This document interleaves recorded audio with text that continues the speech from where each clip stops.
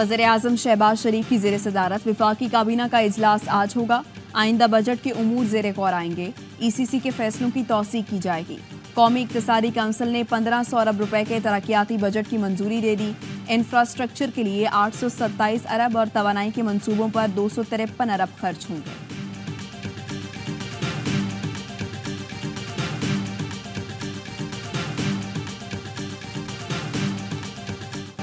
बानी PTI ने supreme court का मशवरा मान लिया। सियासी जमातों से मुज़ाकरात के लिए आमादा हो गए। ज़राए के मुताबिक PTI ने नून लीग और PP समेत तमाम जमातों से मुज़ाकरात पर मशरूत आमादगी का इजहार कर दिया। सियासी जमातों में संजीदा और बाख्तियार अफराद से बात हो सकती है। बानी PTI मामले पर सुप्रीम कोर्ट को खत लिखेंगे। पार्टी क़यादत को जरूरी हिदायत जारी। खत का मतन नोट करा दिया। लीगल कमेटी खत के नुकात को हतमी शक्ल देगी। सियासी और मुआशी सूरत हाल, मुल्क को दरपेश चैलेंजेस कम करने का हवाला दिया जाएगा। खत में मैंडेट PTI रहनुमाओं और कारकुनों के मुकदमात में फेयर ट्रायल का मुतालबा होगा।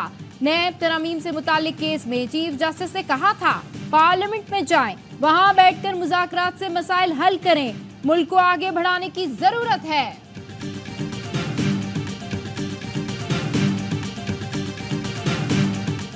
नवाज शरीफ और शहबाज शरीफ की नरेंद्र मोदी को मुसलसल तीसरी बार वजीर आजम बनने पर मुबारकबाद।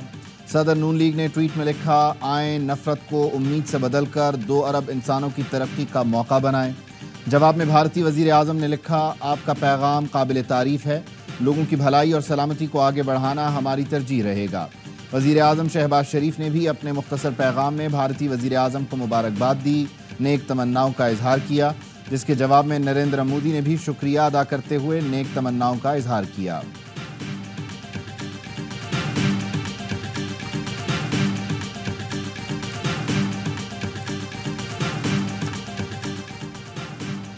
नेशनल इकोनॉमिक काउंसिल ने आइंदा माली साल के लिए 1500 अरब रुपए के तरक्याती बजट की मंजूरी दे दी। इंफ्रास्ट्रक्चर के लिए 827 अरब और तवानाई के मंसूबों पर 253 अरब रुपए खर्च होंगे।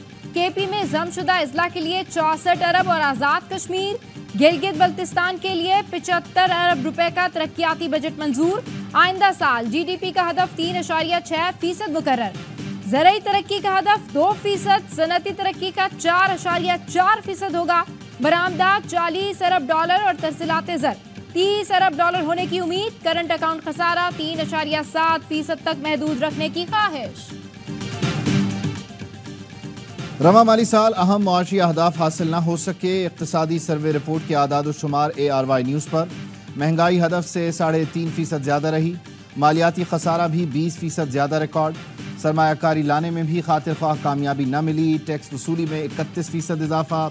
GDP 2.5% तक भी न जा सकी। 11 माह में बरामदात $28 अरब और तरसीलात ज़र $27 अरब रहीं। मुल्की कर्जों का मजमूई हजम 67,525 अरब रुपए तक पहुँच गया। मकामी कर्जों का हजम 43,432 अरब रुपए रिकॉर्ड किया गया।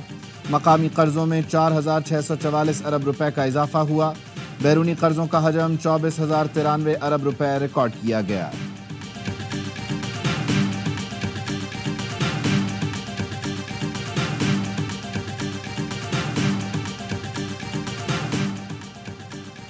वज़ीर आज़म शहबाज शरीफ ने वफाकी काबीना का इजलास आज तलब कर लिया। इजलास में आइंदा माली साल के बजट के उमूर ज़ेर गौर आएंगे। ECC के फैसलों की तौसीक की जाएगी। वज़ीर आज़म दौरे चीन पर काबीना अरकान को एतमाद में लेंगे। स्टेट बैंक ने शरह सूद में 1.5% कमी कर दी। शरह सूद 22% से कम होकर 20.5% हो गई। महंगाई की शरह 38% से कम होकर 11.8% पर आ गई। मुआशी तज्जियाकार जुबैर मोतीवाला कहते हैं, अगली मॉनेटरी पॉलिसी में मजीद 150 बेसिस पॉइंट्स की कमी हुई तो सरमायाकारी बढ़ेगी।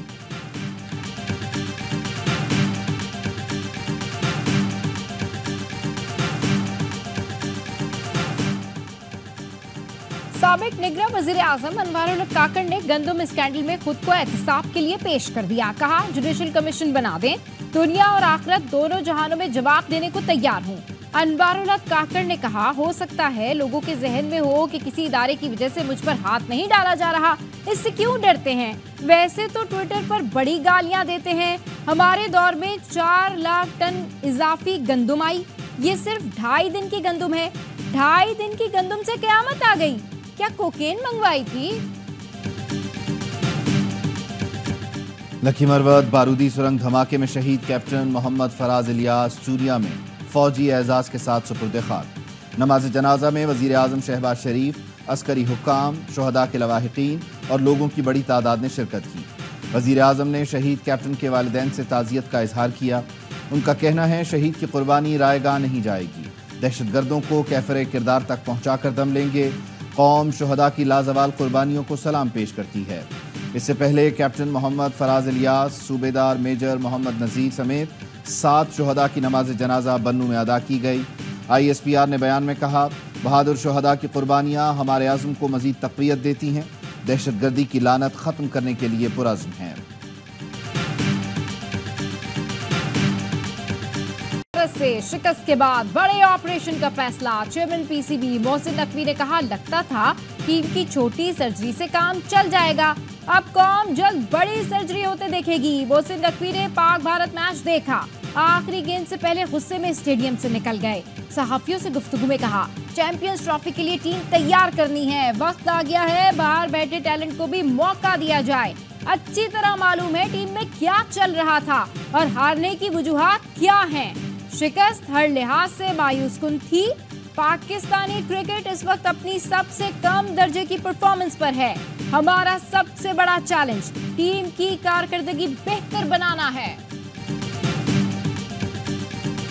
8 से 9 लड़के टीम से बाहर हो रहे हैं। ये आपकी खबर है या तज्जिया है? जी मेरी खबर है। मोहसिन नकवी साहब बहुत शदीद गुस्से, अब बहुत हो गया। अच्छा। पानी सर से गुजर चुका है। लड़के तो चले जाएंगे जिन्होंने परफॉर्मेंस नहीं। पाकिस्तान के लोगों के दिल टूटे हैं, उनको कौन जवाब दे? 8 से 9 लड़के टीम से बाहर हो जाएंगे। साबिक क्रिकेटर बासित अली का प्रोग्राम हर लम्हा पुरजोश में इंकशाफ। कहा, पानी सर से गुजर चुका है, 70% टीम तब्दील होगी।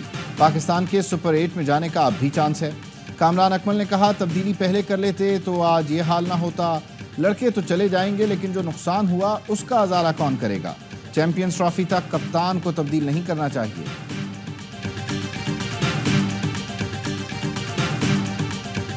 अब बारी आ गई है कि पाकिस्तान की एक नई टीम बनाई जाए। वसीम अकरम भारत के खिलाफ शिकस्त के बाद टीम पर बरस पड़े। कहा, 10-10 साल हो गए इन्हें खेलते हुए। इफ्तिकार अहमद को मैं भी बॉलिंग करूं तो वो एक ही शॉट लगाएगा। ऑफ साइड पर खेलना भी सीख लो।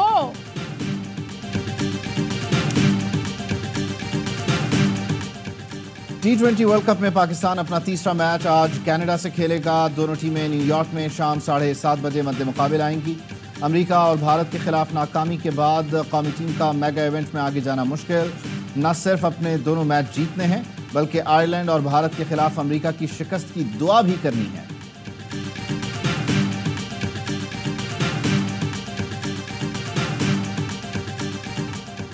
जुनूबी अफ्रीका T20 वर्ल्ड कप के लिए सुपर 8 मरहले में जगह बनाने वाली पहली टीम बन गए। न्यूयॉर्क में बांग्लादेश को सनसनीखेज मुकाबले के बाद 4 रन से शिकस्त। टाइगर्स 114 रन के ताकुब में 7 विकेट पर 109 रन तक महदूद रहे। तौहीद के 37 और महमूदुल्लाह के 20 रन रायगा। महाराज ने 3 और नोरकिया और रबाडा ने 2-2 विकेटें हासिल की। अफ्रीकी टीम पहले खेलकर 6 विकेट पर 113 रन बनाने में कामयाब हुई थी। 46 रन की इनिंग्स खेलने वाले हेनरिक क्लासन मैच के हीरो करार।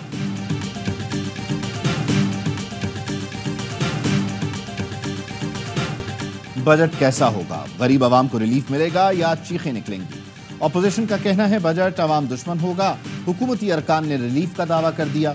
नबील कबूल ने कहा, बजट अमीर नहीं गरीब आवाम पर खर्च हो। आगा रफ़ीउल्लाह बोले, बजट ऐसा हो कि दिहाड़ीदार किसी तरह महीना गुजार ले। जमशेद दस्ती ने कहा, बजट मुल्क दुश्मन होगा, किसान का हिस्सा नहीं होगा। जरताज गुल का कहना है, महंगाई में पिसे आवाम पर मजीद बोझ न डाला जाए। शिबली फराज ने कहा, बजट की बुनियाद आवाम के खून से सेंची जाएगी।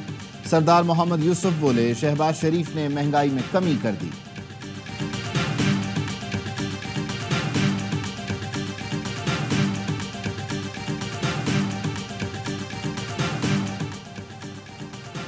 एमक्यूएम वफ़द की कराची समेत शहरी सिंध के मसाइल पर बजट कमेटी से मुलाकात। इंफ्रास्ट्रक्चर, पानी, ट्रांसपोर्ट, सर्कुलर रेलवे से मुतालिक तजावीज़ दी। Chairman MQM Pakistan doctor Khalid Maqbool Siddiqui कहते हैं, कराची और शहरी सिंध का 15 साल से इस्तेहसाल हो रहा है। शहरी बुनियादी हुकूक और वसाइल से महरूम है। पानी पीटीआई के हवाले से अदालतों ने फैसला करना है। डोमिसाइल देखकर इंसाफ के तकाजे या मयार तब्दील नहीं होने चाहिए। किसी ने रियासत मुखालिफ काम किया या उकसाया है तो कानून को अपना रास्ता लेना चाहिए।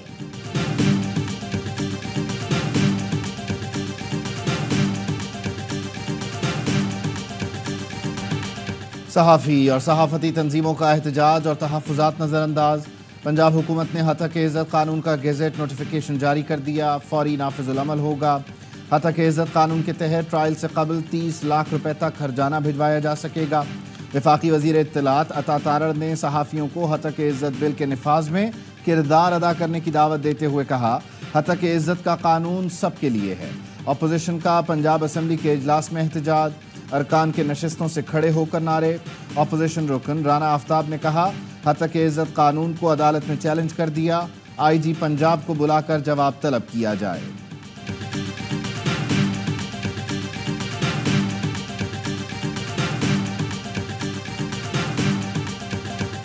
वज़ीर आला पंजाब का हत्या-ए-इज़्ज़त कानून पीपल्स पार्टी ने हाथ उठा लिए, शदीद तनकीद। वज़ीर इत्तलात सिंध शर्जील नाम मेमन कहते हैं, पीपल्स पार्टी पंजाब में हत्या-ए-इज़्ज़त कानून की मंजूरी का हिस्सा नहीं बनी। गवर्नर पंजाब ने बिल पर दस्तखत नहीं किए। PP रहनुमा हसन मुर्तजा कहते हैं, हत्या-ए-इज़्ज़त कानून पर पीपल्स पार्टी को बेखबर रखा गया। सहाफ़ियों के साथ खड़े हैं। PFUJ ने PP का मौक़िफ़ मुस्तरद कर दिया। सेक्रेटरी जनरल अरशद अंसारी कहते हैं, गवर्नर को बिल पर एतराज लगाकर वापस भेजना चाहिए था, जो नहीं किया गया। बिल कानून बनने से पहले पीपल्स पार्टी के इल्म में था। ये अब राह फरार इख्तियार कर रही है। हत्या-ए-इज़्ज़त कानून के खिलाफ दरखास्त आज लाहौर हाईकोर्ट में समाअत के लिए मुकर्रर।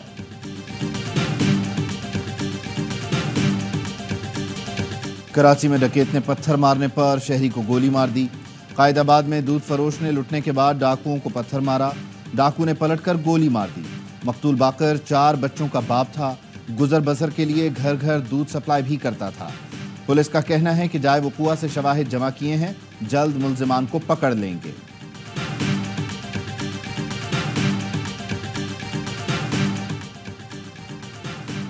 दरियाई नीलम में गाड़ी गिरने से जाँ बहक अफराद की तादाद 16 हो गई। 3 मैयतें मुल्तान भेज दी गईं। पाक फौज, पुलिस और दीगर रेस्क्यू टीम्स ने ऑपरेशन में हिस्सा लिया।